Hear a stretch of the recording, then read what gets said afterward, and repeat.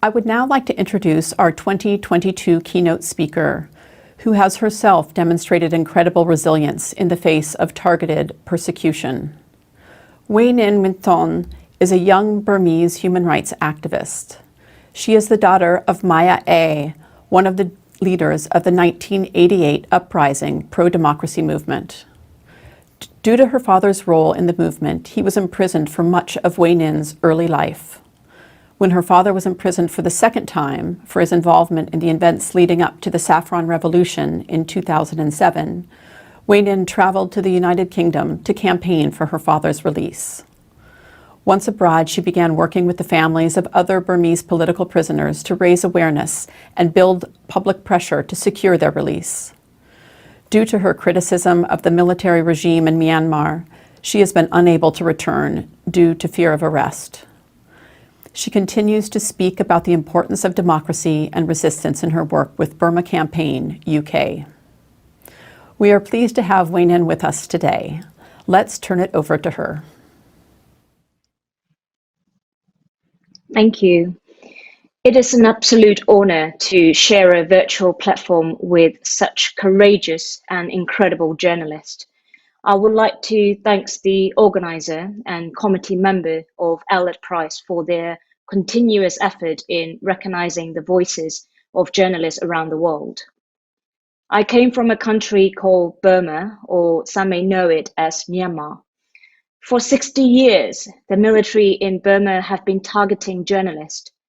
One of the first things General Ne Win did after the coup in 1962 was to establish a press scrutiny board. The main purpose of the board was to control media and limit the information that people have access to. It still exists today, although with a different name. The basic truth is that the military is terrified of journalists. They are terrified of the people of Burma knowing what they are doing, knowing about human rights violations, the corruption, and nepotism. So they literally shoot the messenger. They shoot and kill journalists. They arrest them, torture them, and jail them. And becoming a journalist in Burma means taking a decision to do a job, knowing that because of it, you could end up in jail or dead. It takes incredible bravery. I grew up under a military dictatorship and became a political refugee in the UK in 2007. So naturally, I assume that there was such a thing as press freedom in democratic countries, press freedoms in the West, press freedom outside of my country. But I was wrong. From Mexico to Malta, attacks on journalists and publishers have proved deadly to individuals, and it is a threat to broader freedom. Attacks on journalists around the world would take in many forms. Sometimes it is sanctions in law, including the use of civil or criminal legal actions, covert surveillance, censorship, and financial threats, and of course, more direct intimidation, threats, and murder. I would like to offer my sincere condolences to Ismael for the brutal murder of his colleague Javier. I cannot imagine the pain and suffering that you, your colleagues, and family members have gone through. But despite all these incredible hardships, Ismael continued to report on local drug trafficking, corruption, criminality, and government affairs. In 2019, the Committee to Protect Journalists highlighted that Mexico had the 7th highest number of unsolved murders of journalists in the world, behind Somalia, Syria, Iraq, South Sudan, the Philippines, and Afghanistan. In 2020, a report by Reporters Without Borders drew attention to the fact that journalists in Mexico face a dire situation. They reported that collusion between officials and organized crimes poses a grave threat to journalist safety and cripple the judicial system at all levels. Journalists who cover sensitive political stories or organized crimes are warned, threatened, and often gunned down in cold blood. Regardless of all these deadly challenges, Ismael continues to be outspoken in calling for government action to protect journalists and in demanding justice for murdered journalists in Mexico. It takes incredible bravery, and it is such an honor to share a virtual platform with Ismael today. More than 150 countries, including countries that respected human rights and democracy, have some sort of criminal defamation law with the possibility of imprisonment. These laws are often used by politicians and government officials against any outspoken and critical media. In my country, in Burma, there has never been a time in the past 60 years when journalists can freely report the news. Even when the country was going through a so-called reform process, there has not been a free media. Even the Aung San Suu Kyi's government, which was supposedly working towards democracy, was also intolerant of journalists reporting critically on their policies. And many know Aung San Suu Kyi as a Nobel Peace Prize winner, and she was praised for being a champion of freedom, and she herself advocated and wrote many books on freedom and human rights. But once she was in power, many journalists were arrested for criticizing her civilian government, criticizing the military, or even worse, for talking badly about her physical appearance. She could have stopped the arrest of journalists.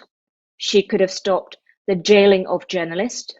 She could have used her parliamentary majority seat to release all political prisoners, including journalists, but she did not intervene.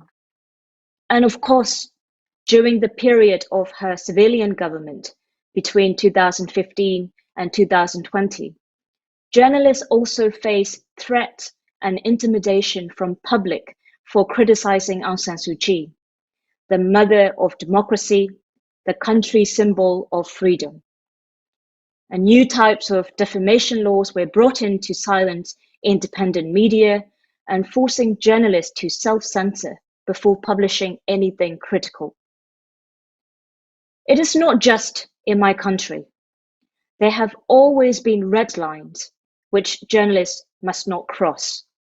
Red lines which are often left deliberately vague, forcing journalists to self-censor to avoid the risk of criminal charges. In Azerbaijan, journalists continue to face imprisonment, attacks, and sometimes having to flee the country for investigating corruption and being critical of the government. In both Russia and Belarus, independent media outlets have been banned and shut down. In Russia, many journalists face politically motivated charges and lengthy prison sentences. In Malta, journalists face legal threats, censorship threats, physical and psychological threats for reporting and investigating corruption. Previous winner of the Allard Prize, Daphne Galizia, was one of those courageous anti-corruption journalists, but she was killed by a car bomb.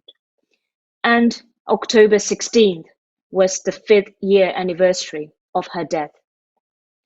And of course, it is not only inside countries that dictatorships and governments imposing restrictions, censorship, and imprisonments on journalists.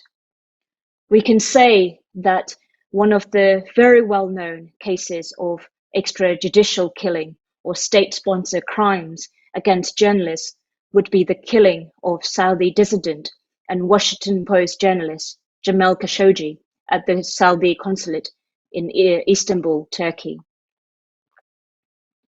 With all these challenges that journalists face around the world, I strongly believe that network such as the International Consortium of Investigative Journalists is extremely important. A network and a platform for journalists to come together, work together, and share solidarity with each other. And ICIJ is an independent global network of 280 journalists from more than 100 countries. And it is an incredible network of journalists that comes together to uncover corruption, abuses of power, and to investigate millions of documents to expose broken system and widespread wrongdoing. They are behind many groundbreaking reports, including the Panama Papers, the Pandora Papers, and the Luxembourg Leaks, and many others. Their incredible hard work have resulted in criminal investigations around the world. I believe that Burma can use the help of ICIJ as well. And I believe that the network like ICIJ is crucial in upholding values of free press and integrity in our society. And one of their members, Pavla, has also been listed as one of the finalists for the Allard Prize today. Pavla is an investigative journalist from Czech Republic and a founder of Czech Center for Investigative Journalism, which is an independent news outlet that is part of the Organized Crime and Corruption Reporting Project. Pavla and her colleagues face threats, harassment, and violence because of their work. I would also like to give my condolences to Pavla for the death of her colleague Yang and his fiancée. These intimidations and violence didn't stop Pavla. She helped with the investigation of Jan's murder and demanded justice. Her hard work led to the resignation of Slovak Prime Minister and Cabinet, the resignation of high-level police official, the criminal charges against several judges. And Pavla also contributed to well-known anti-corruption investigation, such as Panama Papers, Paradise Papers, and many others. And Pavla, you are an inspiration, and I'm honored to share this virtual platform with you today. And today, in many Western countries, intimidation and violence against the independent media is starting to become normalized, sadly. And we see that COVID-19 pandemic was used as an excuse to silence the independent media, an excuse for the regression of human rights around the world. The military in Burma attempted to stage a coup in February last year. I use the word attempted because even over a year later, they still haven't been able to consolidate power. People have been resisting in many ways possible. But since then, we have a growing numbers of political prisoners in the country. Around 60 journalists have been detained unlawfully for reporting the situation in Burma. This figure might be higher because we don't know how many journalists are being detained in ethnic areas or in remote military camps. And we know that when they get arrested, they get torture, abuse, sometimes sexually assaulted, raped, and some died in detention center before making it to prison or before being charged. And since the coup, we count it as a blessing that if your family members are in prison, it's a good thing, rather than being detained in a makeshift detention center. Because at least when they are in prison, you know they might be safe. You know you might see them again alive. And since last year, February, the military have amended and brought in new laws to target journalists and anyone who they believe to be sharing information regarding human rights violations committed by the military. Just 2 weeks after the military seized power in a coup last year, the Burmese military created a new provision in the country's penal code called Section 505A, making it a crime to publish comments that cause fear or spread false news. And unlike before, under another dictatorship, even foreign journalists are now facing arrest and imprisonment after the coup. Independent journalists can no longer safely take out a camera or a notebook. 3 reporters have been killed by soldiers, including one photojournalist who had covered a silent protest in the city of Rangoon last December, and he was tortured to death while being detained. 2 of my journalist friends were tortured severely after their arrest because the military wanted to know the name and address of their colleagues. And one of them is still serving his prison sentence today. He is in bed held after being tortured in detention center, but he's been denied a medical attention. There are many, many cases of journalists facing arrest and intimidation in Burma today. That is why Burma has become one of the world's most dangerous places for journalists. I am not a journalist. I call myself an accidental human rights activist. I started speaking out about human rights violations in Burma in 2006 when my father was arrested for standing up against the Burmese military. And that was his second arrest. He was sentenced to 65 years in prison. And I thought I would never see him again. But because of campaigning, because of advocacy, he was released in 2012. But unfortunately, he's been back in prison since February last year. I have a smile on my face because I'm very proud of my father, and I'm very proud of his outspoken behavior and his dedication to speak the truth and speak out for the vulnerable people. And journalists are huge inspiration to me. In my opinion, being a journalist takes a lot of skills. You need passion, determination, strength, patience, and perseverance. If I'm not wrong, it is not a well-paid job. Often the media organization they work for treat them badly as well. It is not just dictatorship, military, or government that they face threats and abuse from. Journalists often face attacks and threats from sections of the public for reporting facts that are contrary to the prejudice some people hold, or because people decided that report isn't fair to a hero or politician they admire. In the age of social media and internet, the work of journalists in all media is even more crucial than ever to tackle misinformation and disinformation on the internet. When you look at everything journalists face around the world, you have to ask, why would anyone want to be a journalist? But thankfully, many do, because they are committed in seeking out the truth, telling the stories of people, and holding the powerful and wealthy to account. In most countries, activists and politicians who sacrifice and work hard for their country, who face jail and death, are usually called heroes. But journalists are also heroes. They are just as essential as our political leaders. Our countries, our society depends on them. In the context of everything journalists face in Burma, Malta, Mexico, Azerbaijan, and many other countries, the recognition by the Allard Prize for International Integrity today is so important for the individual journalist, for all journalists, and for reminding the world that crises in our countries are ongoing and they need attention.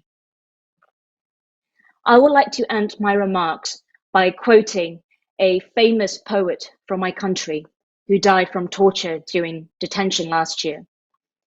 He said, "They shoot in the head, but they don't know revolution is in the heart." I believe we are all revolutionary in our own ways. And again, I'm very honored to be part of this ceremony, and my very best wishes to all the finalists. Please stay strong, stay courageous, and continue standing up for the truth. ICIJ journalists, Ismael and Pavla, you are all an inspiration to me to continue my work to bring genuine freedom and federal democracy in my country. So thank you very much. Thank you, Wai Hnin, for your insightful and moving remarks and for sharing your own story of courage and integrity.